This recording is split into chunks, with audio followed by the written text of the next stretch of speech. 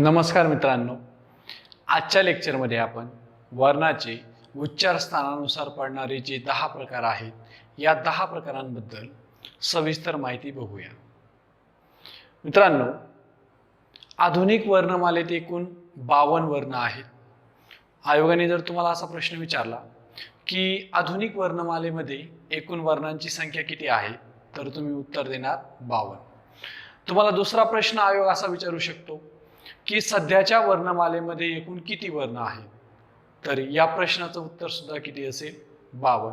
आणि तिसरा प्रश्न तुम्हाला आयोग याच्यावर असा विचारू शकतो की शास्त्रीय वर्णमालेमध्ये एकूण किती वर्ण आहेत, तर शास्त्रीय वर्णमालेमध्ये एकूण 52 वर्ण आहेत. म्हणजे बघा, सध्याच्या वर्णमालेमध्ये एकूण किती वर्ण आहेत असा प्रश्न जर तुम्हाला आयोगाने विचारला तर तुम्ही उत्तर देणार 52.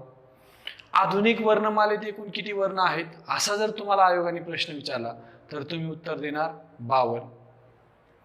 शास्त्रीय वर्णमालेमध्ये एकूण किती वर्ण आहेत असा जर तुम्हाला आयोगाने प्रश्न विचारला तरी तुम्ही उत्तर देणार किती, 52. त्यानंतर आयोग तुम्हाला वर्णमालेवर असा प्रश्न विचारू शकतो, मूळ किंवा पारंपरिक वर्णमालेमध्ये एकूण किती वर्ण होते, तर या प्रश्नाचं उत्तर आहे 48.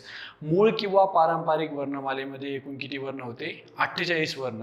आणि सध्याच्या वर्णमालेमध्ये एकूण किती वर्ण आहेत, तर ते 52 वर्ण आहेत. म्हणजे 50चा कुठेही संबंध नाही. 10 नोव्हेंबर 2022 रोजी शासनाची जी नवीन नियमावली जाहीर करण्यात आली त्या नियमावलीमध्ये स्पष्टपणे असा उल्लेख आहे की आधुनिक वर्णमालेत एकूण 52 वर्ण आहेत. सध्याच्या वर्णमालेमध्ये एकूण 52 वर्ण आहेत. शास्त्रीय वर्णमालेत एकूण 52 वर्ण आहेत. मग मूळ किंवा पारंपरिक वर्णमालेमध्ये एकूण वर्ण किती होते असा जर तुम्हाला आयोगाने प्रश्न विचारला तर या प्रश्नाचं तुम्ही उत्तर देणार, मूळ किंवा पारंपरिक वर्णमालेमध्ये एकूण 48 वर्ण होते. मूळ वर्णमालेमध्ये किती वर्ण होते, 48. आणि पारंपरिक वर्णमालेमध्ये एकूण किती वर्ण होते असा जर तुम्हाला आयोगाने प्रश्न विचारला तर या प्रश्नाचं उत्तर सुद्धा तुम्ही काय देणार, 48 वर्ण होते. याच वर्णांचे उच्चार स्थानानुसार 10 प्रकार पडतात. या 10 प्रकाराबद्दल आज आपण जाणून घेऊया. बघा, एकूण वर्ण 52 आहेत. या 52 वर्णांची विभागणी आपण 4 गटामध्ये करतो. पहिला गट आहे स्वरांचा गट, दुसरा गट आहे स्वरादींचा गट, तिसरा गट आहे व्यंजनांचा गट आणि चौथा गट आहे विशेष संयुक्त व्यंजनांचा गट.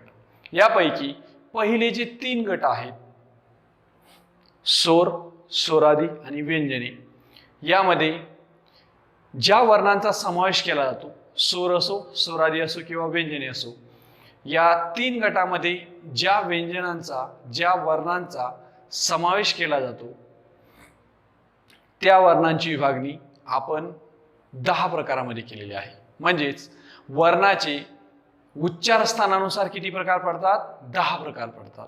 आता हे उच्चार स्थानानुसार पडणारे प्रकार कसे निश्चित केले जातात?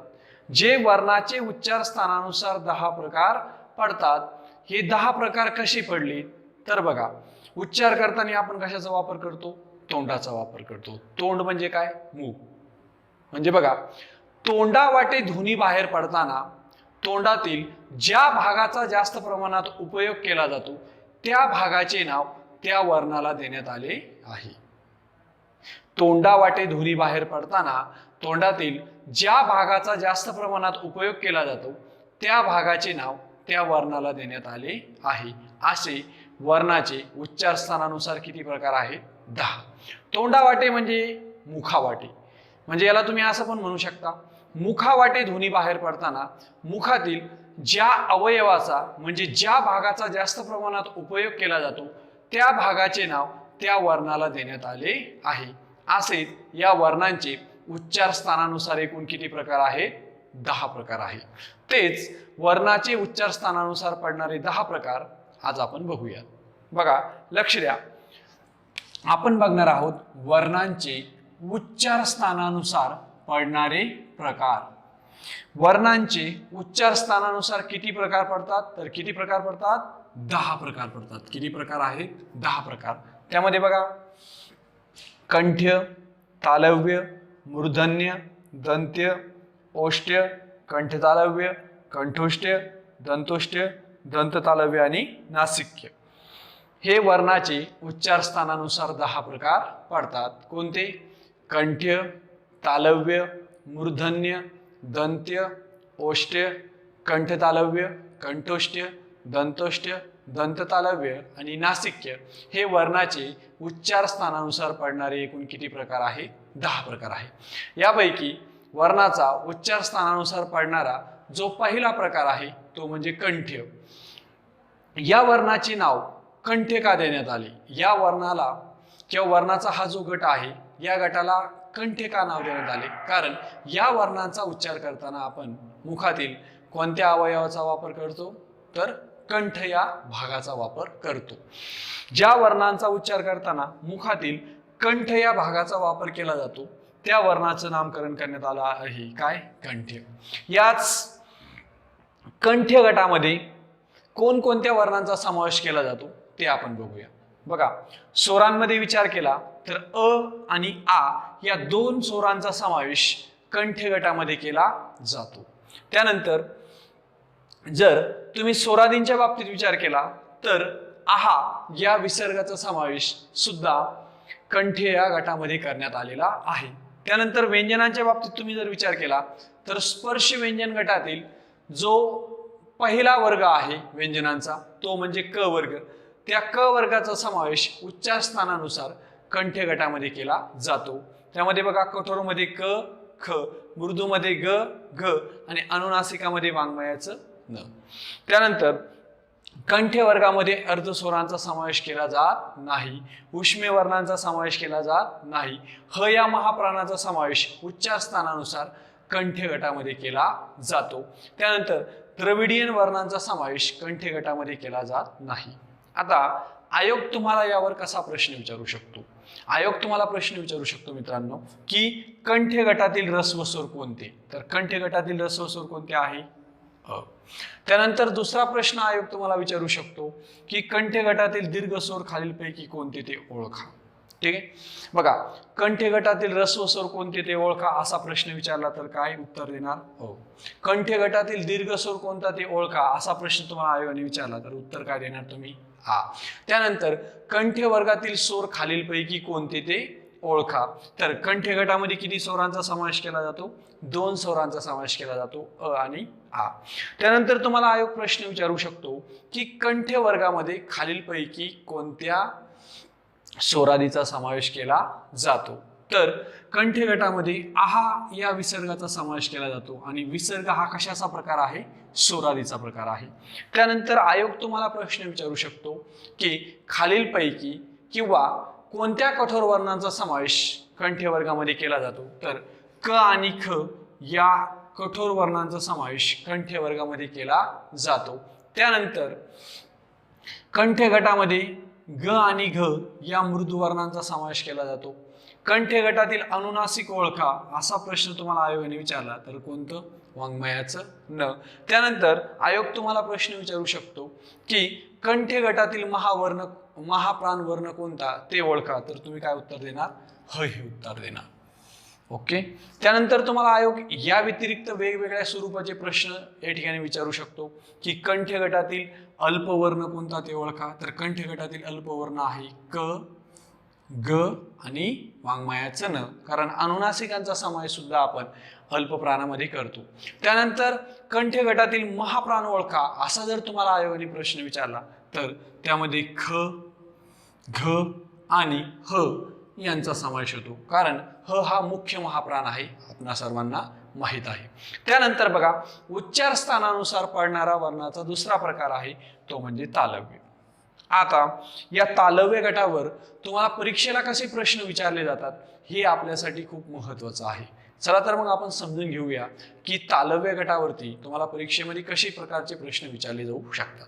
तुम्हाला पहिला प्रश्न आयोग विचारणार की तालव्य गटामध्ये कोणत्या स्वरांचा समावेश केला जातो. तर तालव्य गटामध्ये ऱ्हस्वई आणि दीर्घई या 2 स्वरांचा समावेश केला जातो. त्यानंतर तुम्हाला आयोग असा प्रश्न विचारू शकतो की तालव्य गटातील ऱ्हस्व स्वर कोणते ते ओळखा. तर त्याचं उत्तर देणार तुम्ही ऱ्हस्व ई. त्यानंतर आयोग तुम्हाला प्रश्न विचारू शकतो की तालव्य गटातील दीर्घ स्वर कोणते ते ओळखा, तर याचं उत्तर देणार तुम्ही दीर्घ ई. त्यानंतर तुम्हाला आयोग प्रश्न विचारू शकतो की तालव्य गटातील कठोर वर्ण कोणते ते ओळखा, तर कोणते च छ. तालव्य गटातील मृदू वर्ण कोणते ते ओळखा, तर कोणते ज झ. तालव्य गटातील अनुनासिक कोणते, तर कोणते मंजूरचं न. तालव्य गटातील अर्धस्वर वर्ण ओळखा, तर कोणता य. तालव्य गटातील उष्मे किंवा घर्षक वर्ण ओळखा, तर कोणते श. महाप्राणांचा समावेश तालव्य गटामध्ये केला जात नाही. द्रविडियन वर्णांचा समावेश सुद्धा तालव्य गटामध्ये केला जात नाही. या व्यतिरिक्तही तुम्हाला आयोग तालव्य गटातील जे वर्ण आहेत या वर्णांवरती प्रश्न विचारू शकतो की तालव्य गटातील अल्पप्राण वर्ण कोणते ते ओळखा. तर तालव्य गटातील अल्पप्राण वर्ण आहे च, ज, मंजूरचं न आणि य. कारण अर्धस्वरांचा समावेश सुद्धा आपण अल्पप्राण व्यंजनामध्ये किंवा अल्पप्राण वर्णामध्ये करतो. त्यानंतर तुम्हाला आयोग प्रश्न विचारू शकतो की तालव्य गटातील महाप्राण वर्ण ओळखा. तर तालव्य गटातील महाप्राण वर्ण कोणते छ, झ आणि श. म्हणजे उष्मे किंवा घर्षक या वर्णांचा समावेश आपण महाप्राण वर्णामध्ये करतो किंवा महाप्राण व्यंजनामध्ये करतो. म्हणजे बघा, स्पर्श व्यंजन गटातील एकूण वर्ण आहेत 25. म्हणजे स्पर्श व्यंजन गटातील एकूण व्यंजने किती आहेत 25.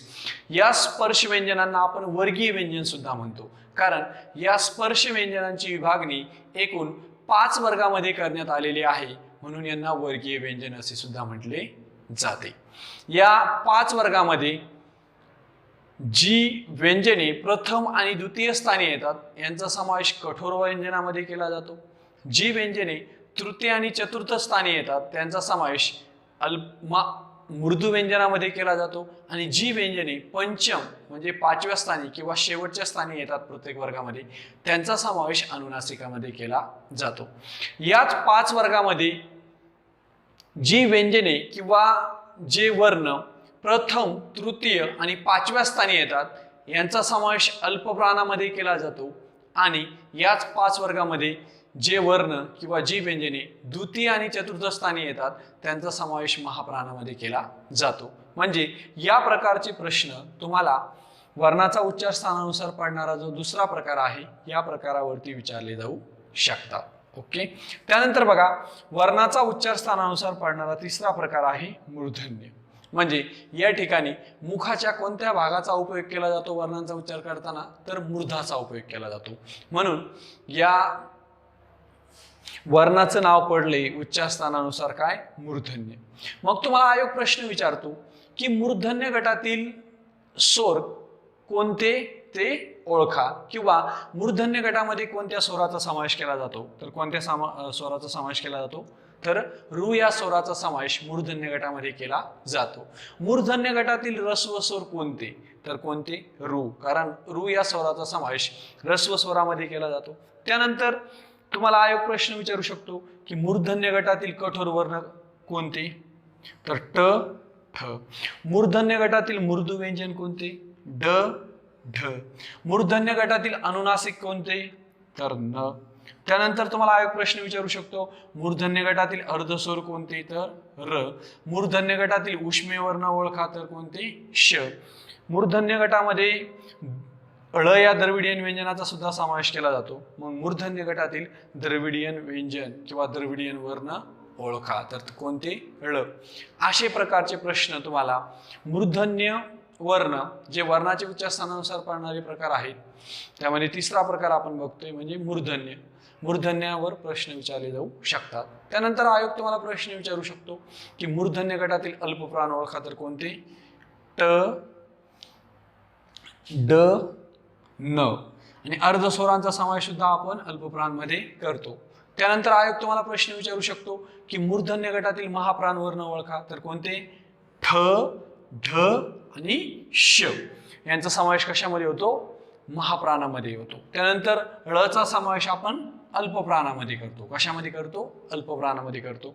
म्हणजे असे विविध स्वरूपाचे प्रश्न तुम्हाला वर्णाचा उच्चार स्थानानुसार पाडणारा जो तिसरा प्रकार आहे तो म्हणजे मूर्धन्य या गटावरती विचारला जाऊ शकतो. यानंतर वर्णाचा उच्चार स्थानानुसार पाडणारा चौथा प्रकार आहे तो प्रकार म्हणजे कोणता? दंत्यवर्ण. कोणता? दंत्यवर्ण.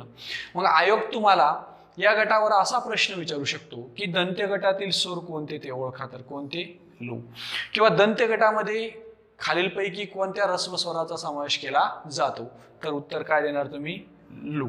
त्यानंतर आयोग तुम्हाला समोरचा प्रश्न विचारू शकतो की दंत्य गटातील कठोर वर्ण कोणते ते ओळखा, तर कोणते? त, थ. दंत्य गटातील मृदू वर्ण ओळखा, तर कोणते? द, ध. दंत्य गटातील अनुनासिक वर्ण ओळखा, तर कोणता? न. दंत्य गटातील अर्धस्वर वर्ण ओळखा, तर कोणता? ल. दंत्य गटातील उष्मीय वर्ण ओळखा, तर तो कोणता? स. असे प्रश्न तुम्हाला आयोग विचारू शकतो. त्यानंतर आयोग तुम्हाला प्रश्न विचारू शकतो की दंत्य गटातील अल्पप्राण कोणते, तर त, द, न, ल हे दंत्य वर्गातील कोणते वर्ण आहेत? अल्पप्राण वर्ण आहेत. त्यानंतर तुम्हाला आयोग असाही प्रश्न विचारू शकतो की दंत्य गटातील महाप्राण वर्ण ओळखा, तर दंत्य गटातील महाप्राण वर्ण कोणते आहेत? थ, ध आणि स. स हे उष्मी किंवा घर्षक वर्ण आहेत आणि उष्मी किंवा घर्षक वर्णांचा समावेश सुद्धा महाप्राण वर्णामध्ये केला जातो. अशा प्रकारचे प्रश्न तुम्हाला दंत्य वर्णावरती विचारले जाऊ शकतात. याच वर्णाचा उच्चार स्थानानुसार पडणारा पाचवा प्रकार आहे मित्रांनो, तो म्हणजे कोणता? ओष्ठ. मुखातील ओष्ठ म्हणजे ओठ, तुमचे ओठ या भागाचा उपयोग या वर्णांचा उच्चार करताना केला जातो, म्हणून या वर्णाचे नाव काय पडले? ओष्ठ. मग तुम्हाला आयोग प्रश्न विचारणार की ओष्ठ वर्गातील स्वर कोणते ते ओळखा, किंवा ओष्ठ वर्गामध्ये किंवा ओष्ठ वर्णामध्ये खालीलपैकी कोणत्या स्वरांचा समावेश केला जातो, तर ते स्वर आहे ऱ्हस्व आणि दीर्घ. ओष्ठ वर्णातील किंवा ओष्ठ वर्ण गटातील ऱ्हस्व स्वर कोणते ते ओळखा, तर ऱ्हस्व. दीर्घ स्वर कोणते ते ओळखा, दीर्घ.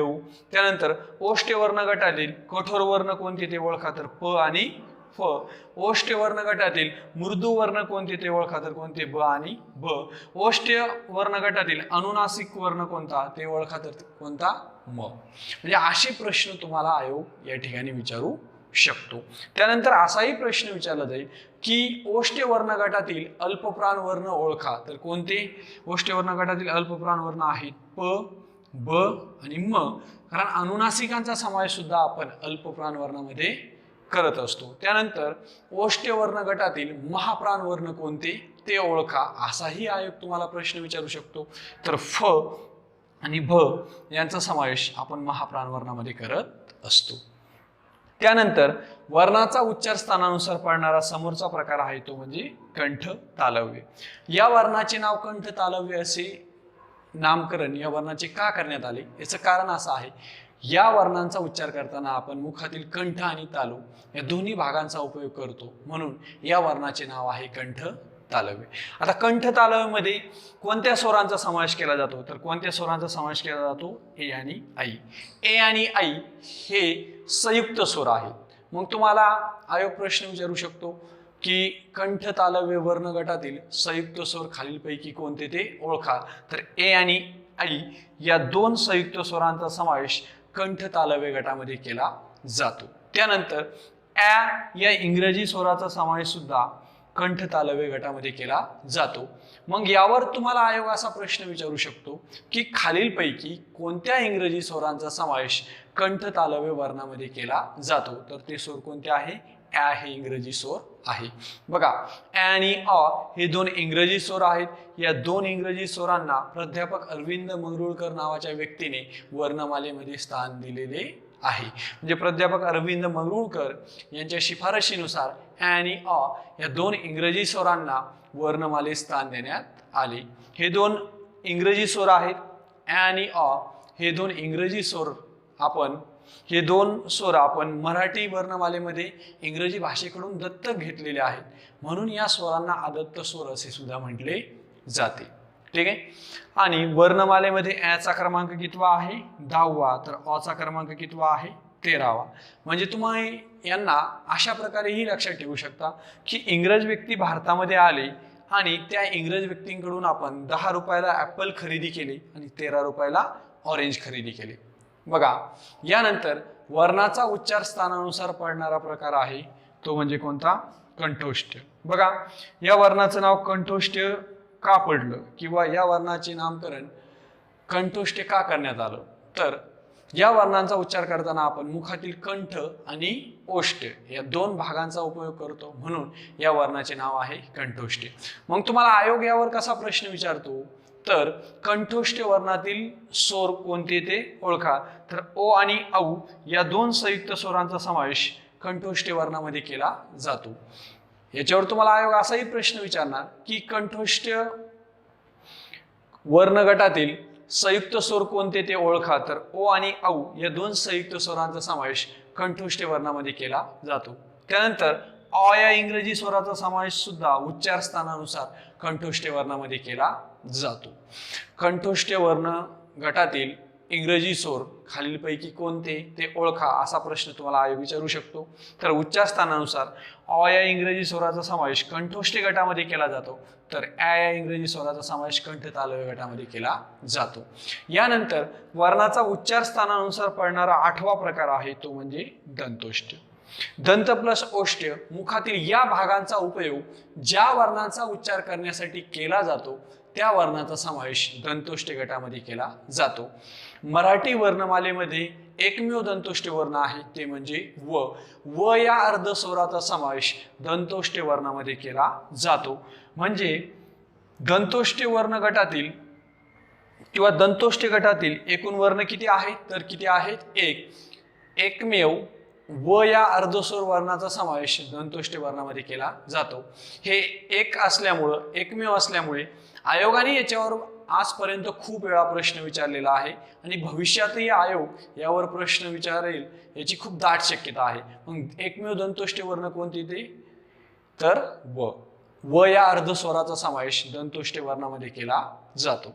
त्यानंतर वर्णाचा उच्चार स्थानानुसार पडणारा 9वा प्रकार आहे तो म्हणजे दंत तालव्य. मुखातील दंत आणि तालू या भागांचा उपयोग ज्या वर्णांचा उच्चार करण्यासाठी केला जातो त्यांचा समावेश दंत तालव्य गटामध्ये केला जातो. दंत तालव्य गटामध्ये 4 वर्णांचा समावेश केला जातो ते म्हणजे च, छ, ज, झ. ठीक आहे. च, छ, ज, झ या वर्णांचा समावेश तालव्य गटामध्ये सुद्धा केला जातो. ठीक आहे. तर बघा, हे 4 वर्ण असे आहेत किंवा ही 4 व्यंजने अशी आहेत. च, छ, ज, झ या 4 वर्णांचा समावेश तालव्य आणि दंत तालव्य या दोन्ही गटामध्ये केला जातो. तर तालव्य आणि दंत तालव्य या दोघांमध्ये काय फरक असेल? तर थोडक्यात लक्षात ठेवा, ज्या वर्णांचा उच्चार हा य युक्त होतो त्या वर्णांचा समावेश तालव्य गटामध्ये केला जातो. ज्या वर्णांचा उच्चार हा य युक्त होतो, कसा होतो? य युक्त होतो, त्या वर्णांचा समावेश तालव्य गटामध्ये केला जातो. म्हणजे बघा, च, छ, ज, झ असा जर आपण या 4 वर्णांचा उच्चार करणार असो म्हणजे ययुक्त वर्ण उच्चाराचा समावेश तालव्य गटामध्ये होतो. च, छ, ज, झ या वर्णांचा उच्चार ययुक्त होत असेल तर त्यांचा समावेश तालव्य गटामध्ये केला जातो. तर या च, छ, ज, झ या 4 वर्णांचा उच्चार अयुक्त होत असेल तर त्यांचा समावेश दंत तालव्य गटामध्ये केला जातो. बघा, तर कसा उच्चार करणार आपण? च, छ, ज, झ. म्हणजे या 4 वर्णांचा उच्चार अयुक्त होत असेल तर तो दंत तालव्य, ययुक्त होत असेल तर तो तालव्य. म्हणजे थोडक्यात तालव्य आणि दंत तालव्य या 2 वर्णांमध्ये काय फरक आहे? तर च, छ, ज, झ या वर्णांचा उच्चार जर ययुक्त होत असेल तर त्यांचा समावेश तालव्य गटामध्ये केला जातो. उच्चार कसा करणार आपण? च, छ, ज, झ. त्यानंतर च, छ, ज, झ या वर्णांचा उच्चार जर अयुक्त होत असेल तर त्यांचा समावेश दंत तालव्य गटामध्ये केला जातो. उच्चार कसा करणार आपण? च, छ, ज, झ. म्हणजे तोंडामध्ये आपण जिथे चिंच किंवा चॉकलेट चघळतो त्या भागाला स्पर्श करून जर च, छ, ज, झ या वर्णांचा उच्चार होत असेल तर तो उच्चार कोणता मानला जातो? तालव्य उच्चार मानला जातो.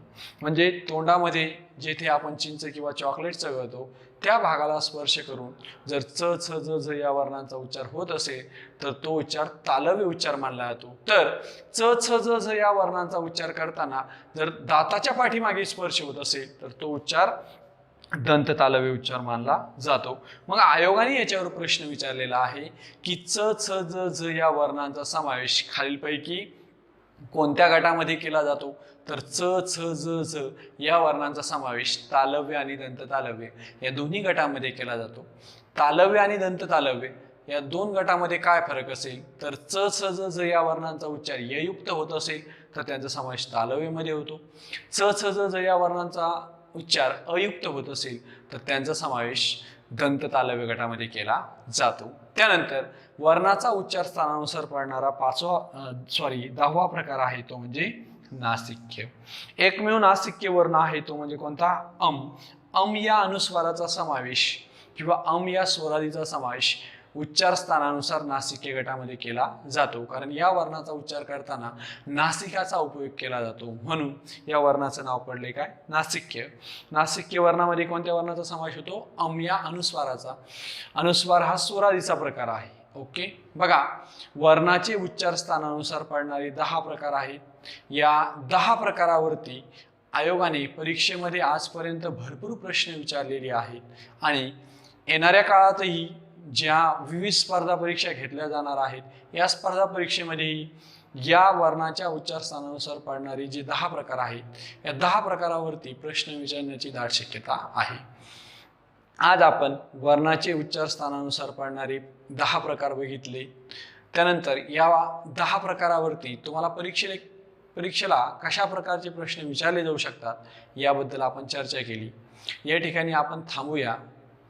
मित्रांनो, हा व्हिडिओ जर तुम्हाला आवडला असेल तर तुम्ही आमच्या चॅनलला लाईक, शेअर व सबस्क्राईब करू शकता. धन्यवाद.